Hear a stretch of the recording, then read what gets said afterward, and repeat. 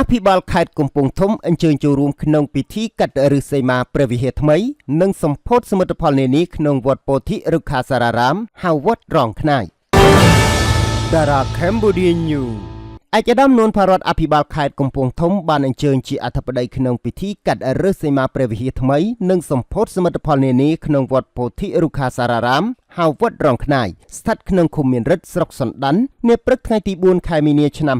2026ឯកឧត្តមនួន ផារតបានថ្លែងថាការរៀបចំប្រារព្ធពិធីបុណ្យកាត់ឫស្សីមានិងឆ្លងសមិទ្ធផលនានាក្នុងឱកាសនេះបានបញ្ជាក់កាន់តែច្បាស់ថារាជរដ្ឋាភិបាលបានផ្ដល់តួនាទីយ៉ាងសំខាន់ដល់ព្រះពុទ្ធសាសនាក្នុងសង្គមខ្មែរតាំងពីអតីតកាលរហូតមកដល់បច្ចុប្បន្ននិងទៅអនាគតព្រះពុទ្ធសាសនាជាសាសនារបស់រដ្ឋឆ្លៀតក្នុងឱកាសនោះដែរឯកឧត្តមនួន ផារតបានលើកយកនៅបញ្ហាជនខិលខូចមួយចំនួនតូចបានឆ្លៀតឱកាសកាប់ទន្ទ្រានព្រៃអចិន្ត្រៃយ៍របស់រដ្ឋរាប់សិបហិកតាស្ថិតក្នុងភូមិសាស្ត្រស្រុកសណ្ដានឯកឧត្តមបញ្ជាក់ទៀតថាតាមការកត់សម្គាល់ជនល្មើសហាក់ដូចជាស្គាល់ច្បាស់ថាទីតាំងណាជាព្រៃអចិន្ត្រៃយ៍ហើយទីតាំងណាជាព្រៃសហគមន៍ក្នុងគោលដៅទន្ទ្រានយកទីតាំងណាដែលអាចនឹងឈានទៅរកការតវ៉ាទាមទារឲ្យចេញបានកម្មសិទ្ធិនាពេលអនាគតឯកឧត្តមនួន ផារតបន្តថាអាជ្ញាធរខេត្តនឹងចាត់វិធានការរឹតបន្តឹងនិងការបង្កើនប្រសិទ្ធភាពនៃការអនុវត្តច្បាប់ប្រកបដោយតម្លាភាពនិងភាពស្មោះត្រង់គឺជាអាវុធមានប្រសិទ្ធភាពបំផុតក្នុងការប្រឆាំងនឹងអភិក្រមរបស់ជនល្មើសដែលតែងប្រកាន់ថា